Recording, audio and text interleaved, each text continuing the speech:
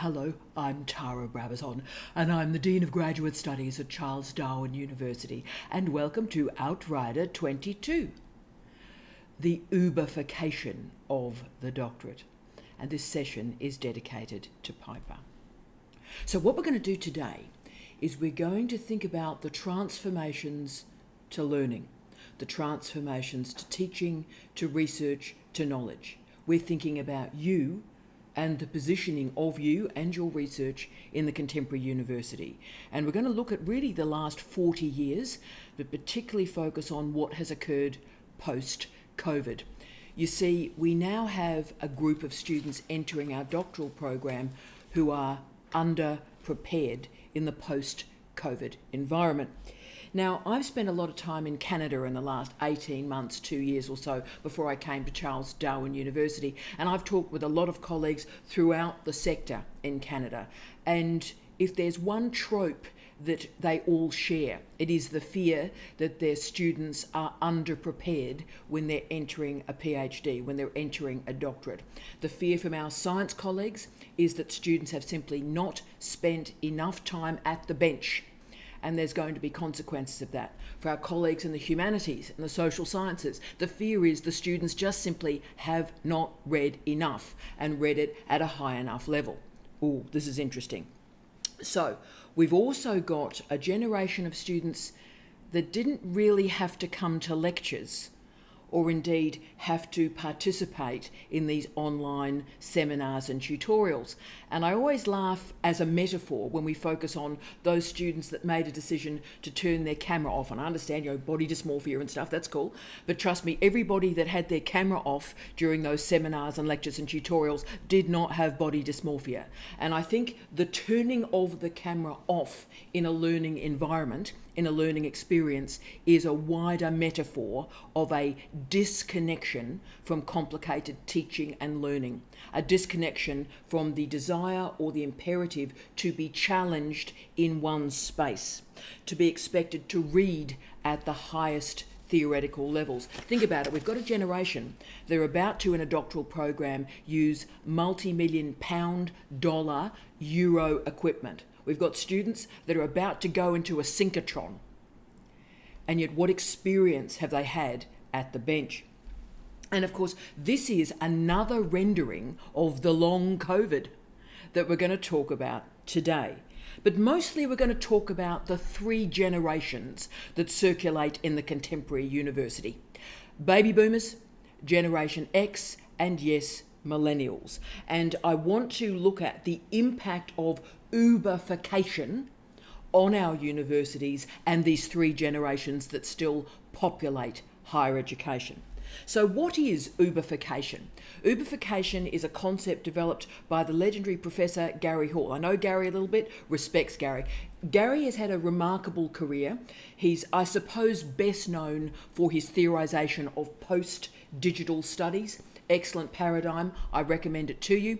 And he spent the bulk of his career now at the University of Coventry. So Gary, you're a legend, and this is a great book. And Gary published The Ubification of the University with the University of Minnesota Press in 2016, and this is really interesting. This book was part of a series for the University of Minnesota Press that was called the Forerunner series. I'm a bit obsessed by it, I absolutely love it. And they described this series as written between fresh ideas and finished books. They described it as a form of grey literature. How interesting is this? And they argue that this series has very strong relationships with social media. I'm very excited about this series. I might see if I can write something to go into this series. This is exciting. But other great books in this series, for example, are, I love this book, Ian Bogost's The Geek's Chihuahua, Living with Apple. What a great title that is. And Stephen Shaviro's No Speed Limit, 3 essays on acceleration, which I've cited heavily, a wonderful book. So for Hall, the Uberfication of our universities details how the financial crisis was not an ending for neoliberalism, but in fact increased the privatisation, the deregulation, and decreased the critiques of the private sector, decreased our critiques of arguing the state needs to regulate. Wow. So this means that the university has become part of the post-welfare capitalist society, where labour was reorganised and academics became micro-entrepreneurs. Most importantly, the university has moved from a state-regulated enterprise to part of the sharing economy. And just as we've moved from the deregulation of hotels and the deregulation of taxis, we've got data management and data intermediaries like Uber, for example, and Airbnb that have replaced that regulation. We now have a sharing economy and regulation is avoided. It's also termed platform capitalism, where everyone is a supplier, everyone is a content generator, there are no maximum hours for work, and workers are isolated. Now, this was also tracked through the movement from the free MOOCs movement to what is now the really, really expensive MOOCs movement. LinkedIn purchased lynda.com, that great, professional development little organisation platform, in April 2015. So this meant, really for the first time, social media, social networking became providers of education. Now, neoliberalism is a word that's used a lot, and most of the time it's used inaccurately. But let's get to the fundamentals. What is neoliberalism? It is privatisation, deregulation, and a critique of the public sector. That's what neoliberalism is. And obviously this is particularly problematic for universities because universities are part of the public sector mostly. With alternative providers suddenly emerging, this sort of cheap alternative access to education as a service emerged. Now, all our sectors currently are highly underregulated, with arguments emerging that it's all about customers, and as long as customers can make a choice via competition, then the product will improve, even if that product is higher education. Yeah, right. So we're living in this system right now. This is our system. Think about all the weird stuff that we've sort of taken for granted, like rate your professor. My goodness me, is your professor hot? Chilies. Yeah, nah. So rate your professor, student evaluations, and of course, league tables, unbelievably, for international universities. Now, Hall stated, and I love this phrase, I've really taken this on deeply. Hall stated that this is, quote, auditing a way to manage academics, end of quote.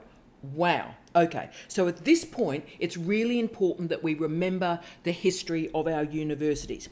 Through much of the history of universities, and I'm talking for centuries, we worked on a patronage model, that is, a guild model. So white men taught other white men using homology. Academics did not have teaching qualifications. They used to lecture, to speak their knowledge, so that knowledge would then move as a transmission to the next generation of scholars. And assessment protocols, very straightforward: examination, oral examination, and essays. So this was based on the medieval churches, a highly underregulated space, and formed during the early modern period. So we're talking really, I suppose, the late 15th century through to the early 18th century, and exemplified through the University of Paris model. Students were controlled by faculty masters, and they were referred to as masters, to conform to the standards of a university. So in the Oxford model, a tutorial system was put in place, and it is and remains pretty well a decentralised model. So through all these models, the sociology of the student body and what's going on here, the socialisation, is really clear. The student and the workplace model was based on the white man. And that white man had a wife who completed the actual life tasks. So she was completely under-recognised for the work that she did to allow the white male academic to be successful. Now, we still have some models like that circulating in our university to this day. For many of the baby boomer men that still work in our universities, now in their late 60s and early 70s and still working in the university sector, they were educated when very few women were classmates, very few women were colleagues, and of course they very, very rarely, if ever, worked for a female boss. So they've had a stability of employment that is beyond the imaginings of most of us. And their understanding of university work, including PhD supervision, is very, very different from the other generations that are circulating in our universities. And I'll give you two recent examples of my engagement as a Generation Xer, my engagement with two of these colleagues. So two men refused to complete 10 minutes of supervisory training to put themselves on a supervisory register.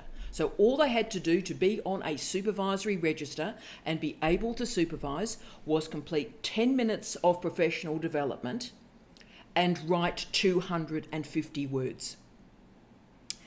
And they both refused. One gentleman was 70 years of age, one gentleman was 69 years of age, and they've worked in very, very few universities through their career, and they've had the gift of a good, regular paycheck.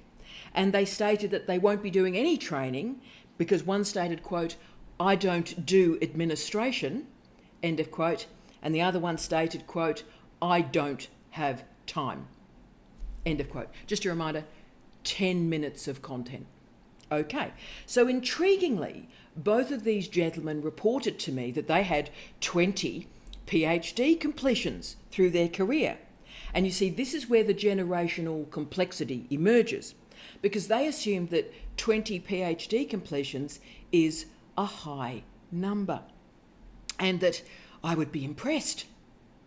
Perhaps I would be intimidated.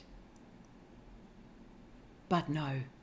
Because, of course, the sociology of our doctoral programs has changed through the widening participation agenda. So there are many, many more higher degree students right now than have ever been in the history of our universities. So actually 20 PhD completions is a very, very low number, and we would be expecting that from pretty an early to mid-career academic. So let alone somebody with a 45 plus year career. We would be expecting many more completions than that. But as you can see here, we've got still a group in our culture, in our university culture, that has grown up, been educated, worked in an under-regulated system where they continue to educate people as they were educated. Homology. And there can be no critiques of this system of education, this system, this way of being an academic, because it's experiential. They have a data set of one, which is supposedly generalisable. Yeah, nah. The difficulty is that the world, higher education, higher degrees, have changed radically. Through the late 1980s and through the 1990s, the widening participation agenda emerged in our university. And all of a sudden, women, older students, mature age students, as the language of the time described them, Indigenous colleagues, students of colour, students with an impairment, rainbow students started to be much more visible in our systems. So all of a sudden, homology just didn't work at all, because these students had a life experience far beyond the young man who went to university and then stayed. Now, at this point, regulation started to emerge in the higher education system and workforce. Requirements for teaching and learning emerged. Double marking, assessment committees, benchmarks, external examiners in some systems, including the United Kingdom, big hi to all my mates in the UK. So teaching and learning started to be checked, verified, and regulated. And suddenly, any sort of activity behind a closed lecture theatre door or a tutorial or seminar room started to be scrutinised, started to be assessed. So teaching experience was not enough, expertise was required. Similarly for research, research started to be regulated and audited.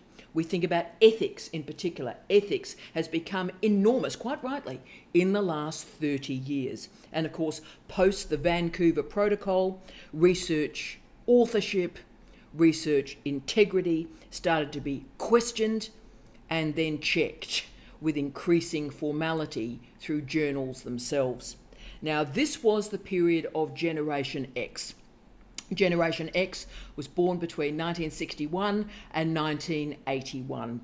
This generation would see incredibly volatile economic conditions, recession after recession after recession, multiple jobs, multiple really poor contracts, moving between cities and states and provinces and countries just to stay in work. And they also saw, and probably experienced bullying, sexual assault, and sexual harassment. Therefore, this generation welcomed regulation, welcomed state intervention to stop the abuse of students and postdocs and colleagues. Stop the bullying. Stop the theft of authorship and research. Most of us have seen and experienced the toxic consequences of patronage, and it has now been studied with the longitudinal studies in the peer-reviewed research. So this is a model of higher education that is comfortable with regulation, comfortable with governance, to hold the perpetrators accountable for their actions. And universities therefore started to become this battleground of this very, very well-educated Generation X that had done teaching qualification, had done teacher training, so they knew what was going on in education beyond the individual experience. And then, of course, the baby boomers who continued with homology.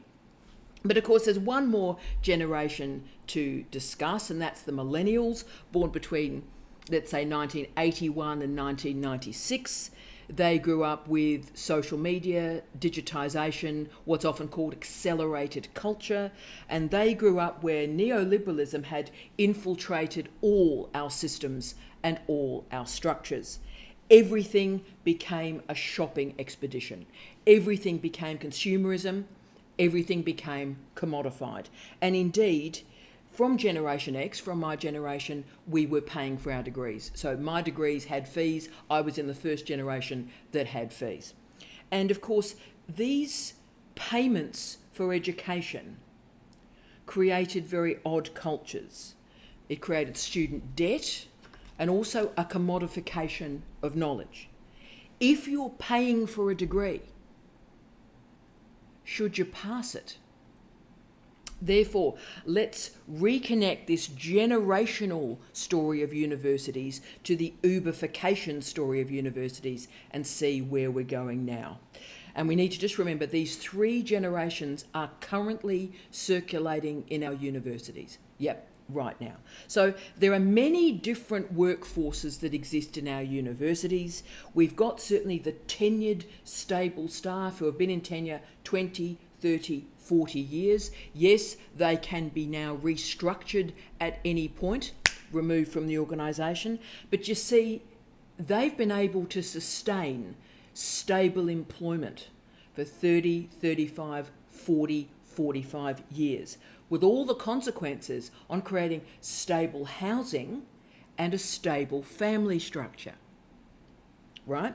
But most jobs in universities right now are radically insecure positions, contract positions where students and academics are just living with stress and loneliness and depression and despair.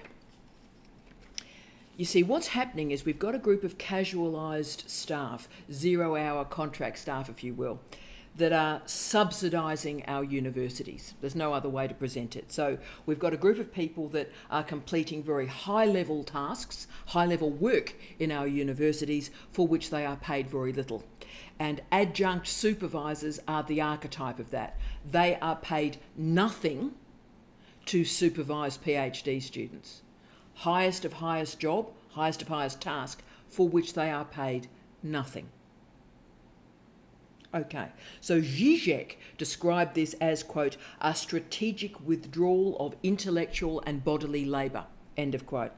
Fewer staff are teaching critical and difficult courses anymore because the student reviews rate a professor high, because student reviews will rate those courses and that academic as difficult, as complex, as difficult to pass, and of course unable to get the student a job. Now, Hall stated, quote, there is a real danger that the range of those who have the opportunities to create, publish and disseminate adventurous, or what we may call courageous, political and critical scholarship and research may grow even narrower in the future, end of quote. Yep. The need is real to manage a reputation management, and manage reputation through high teaching and learning evaluation scores. And the reason people have to do that now is so that their semester-long contract will be renewed. They need a good teaching review, or else they won't be hired next semester and have no income. And therefore, what happens to the preparedness of students moving into a higher degree if these easy courses are being enacted? All of the arguments, of course, I've specified so far in this Outrider are pre-COVID discussions. Then a pandemic hits, and students have to be accountable and responsible for their own learning. But were they? How many of those online lectures were unviewed? How many of those kitchen science experiments were actually done? How many of those amazing science kits that so many universities prepared and sent to a student's home, how many of those science kits were actually ever used? Well, we're about to find out in our doctoral programs. Now, a PhD is hard. Most of the world will never complete a PhD. Most of the world will never even have a chance of getting into a PhD program. But what happens to our doctoral programs when the standards in our university are Ubified? Well, students are going to demand a lot more of their supervisors because they're buying a service. So if they're buying a service, do they expect to pass? Supervisors will be rated.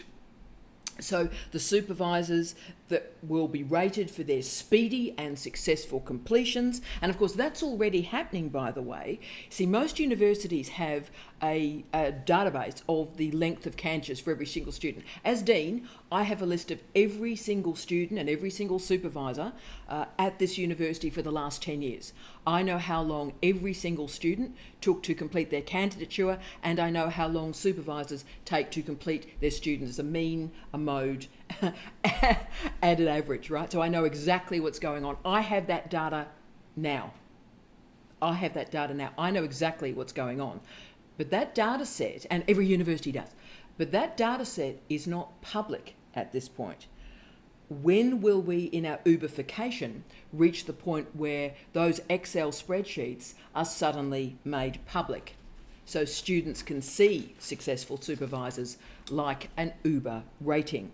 And this means there's going to be a lot more focus on supervisors, a lot more focus on supervisory quality. And remember, I'm Gen X. I'm in favour of full regulation of higher education. I'm in favour of full regulation of doctoral education. Full stop. I want strong policies on supervisory behaviour. I want strong policies on authorship. I want strong policies on bullying. But regulation is different from ratings determined by a student. So if a supervisor makes it easier for a student, will they get a better rating? Think about this in your own life, right? What would you rate as important when you're assessing a supervisor? Think about that. What do you think as a student is important when you're assessing and ranking a supervisor? Are you ranking the right stuff? How do you know? You've got a data point of 1. You've got your supervision. That's not a generalisable data set. And what are we going to do if, and indeed when, the standards of a PhD decline post-COVID? Now, this is not a hypothetical question. I recently, and by recently I mean in the last 2 weeks, examined 2 PhD theses. I examined about 20 or 30 a year. It's important so I can maintain standards. And I recently examined these 2, and these 2 theses, hang on to yourself, did not present a reference list or a bibliography. I wish I was joking. How is a thesis supervised and sent to an examiner who happens to be a Dean of Graduate Studies without a bibliography or a reference list? Seriously. So what is going to happen when the impact of COVID and neoliberalism entwine in the second half of this decade? Well, absolutely, your supervisors will be rated. And this neoliberalism is going to have very interesting consequences. The nature of competition is that the poor supervisors will lose students. Okay, now regulation would have also achieved that, just in a different way. But neoliberal competition will also achieve that. So what happens to you as a higher degree student when you are configured, as de Soto and de Mayo stated, as consumers? What happens when a PhD student becomes a consumer? How will the casualised workforce manage the student consumer? Let me state that again. How will the casualised university workplace manage this student consumer? That's the question of our time. Now, Colin Arnold described this as, quote, a moment of crisis in higher education, end of quote. What happens is our universities are no longer invested in the public good. There is a focus on personal responsibility. Now, Colin Arnold answers his own question. He believes that the consequences of this new system will be the people in power will continue to reinforce their own power. Universities, quote, solidify advantage, end of quote. They've done this throughout their history, obviously, with that sort of short 20-year window of the widening participation agenda. So the patronage model is now being bought, sold, and repackaged as neoliberalism. To make themselves competitive in this Ubified system, universities are investing in all sorts of logos and branding devices. When in doubt, let's have a new brand. Let's invent a new logo, because that really matters. And of course, what the logo or the branding does is explains how they're so much better than all those other universities. And that's why, of course, so much focus is on these prestige rankings, like the Times Higher rankings, for example. But the question is, for me, what happens to the PhD supervisor during this Uberfication? Supervisors will need to service their student consumers, and supervisors will be monitored and assessed publicly. The key question, though, is what happens to PhD examiners through this Ubification? Now, the standard of theses may drop. It may drop. But as long as examiners do not pass those theses, then the standards of doctoral education will be sustained. Low-level theses must not be rewarded with a degree, or else the degree is meaningless.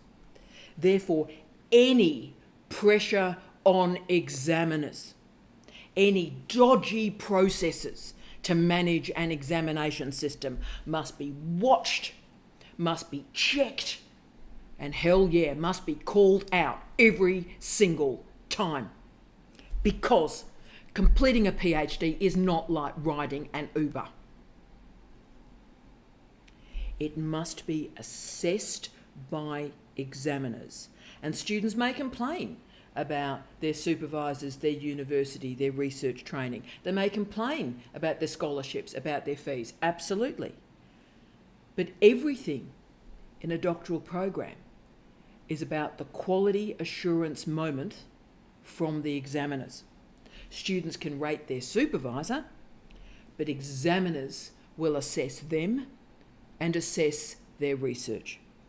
The final question, I think, is really what is going to happen to PhD supervisors through the stress of this Ubification. And Ali Padjab and Martin Lugren, in an article published in 2023, actually a couple of weeks ago, so it's a great, fantastic article, titled their particular article, Stress in Doctoral Education. And they provided a good answer, I think, to what is going to happen in our future. They interviewed PhD supervisors and they found a laundry list of stresses: time pressure, balancing any sense of work and personal or private time, organisational and administrative factors, engagement with students' personal issues, and relationships with co-supervisors, just to name a few. And they showed that supervisors are now locked in survival mode. They showed the benefit of supervisory training, which of course is mandatory in their home nation of Sweden, and the importance of generating training to address and manage this stress. I've taken good notice of that for our colleagues at CDU. I'll be doing some of that work. Significantly, they also show the reputational damage that will be caused through supervisory experiences and the impact of that reputational damage on supervisors' careers. Wow. Now, Kirikou stated that there is a fear of dismissal for incompetence, a fear of losing face, a fear of losing esteem. And so hang on to yourself. What they argue all this means is that undertrained, undereducated supervisors who are not skilled in the research process will make mistakes through their research and supervisory process and then mask those errors through fear of reputational damage. The consequences of that on research integrity are enormous. So their reputation may be impacted. So because they don't want their reputation impacted, they'll mask the errors. Ooh. Therefore, we need to critique at every single opportunity the generalisability of a data set of one. A supervisor endlessly talking about their doctoral experience as if it is generalisable. When I did my PhD, we don't care. It's a data set of one. It's not generalisable. And it's certainly not generalisable to a very different time in our universities. But it is important, as Cornwall et al. Affirmed, that students do understand the profound difficulties that are impacting on supervisors at the moment, impacting on any sense of academic work and academics' private life.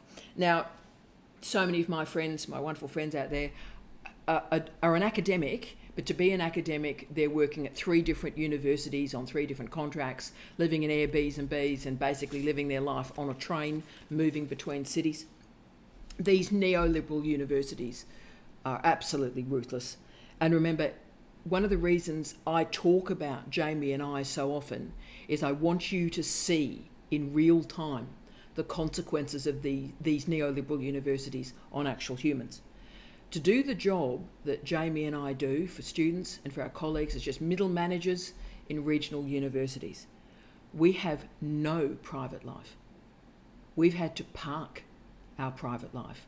We work 20 hours a day, 7 days a week. And further, we don't have the help of a spouse to help us in that job. My spouse is not only in a different city or a different university, my spouse is in a different country. And the consequences of that create despair. Despair. This is our present. And you know what? It's your future. Ubification seems convenient. It seems easy. Opening an app, tracking a car, offering a rating, great. Quick and easy. But higher education, let alone a PhD, is not quick and easy. It is difficult. It is uncomfortable. It is challenging. Because you have to learn and you have to test yourself every single day. But as these three generations continue to mix in our universities, I wanted to offer one final story of hope in this very dark Outrider. I won't name the supervisor, but she's young. She's a millennial. She's just finished her own PhD. And she's about to supervise her first student. And she came and saw me and said, would I supervise this student with her? And I said, yes, that's great. And she asked, how do I get onto the supervisory register? Asked me, but how do I get onto the supervisory register? And she had done the training within 24 hours to get onto the supervisory register. And then the next day, she sat with me and talked through issues and talked through the readings that she'd done that I'd recommended to just get some clarity on key issues. How terrific is this? And she looked at me, and I won't get emotional, she looked at me in my office and she said, quote, I want to be a really, really, really good supervisor. End of quote. Now, I got teary, I'm getting teary now, got teary, and I gave her a hug. She's one of our futures if we choose to accept it. Well educated, published, continues to do professional development, and wants to learn, wants to improve, so that she can become the best supervisor that she can be. Not because she's rated like an Uber driver, but because it is a privilege to supervise. And she wants to give it her best. So while remarkable people like this exist in our universities, we have a future. I wish you love, light, and peace. Tea out.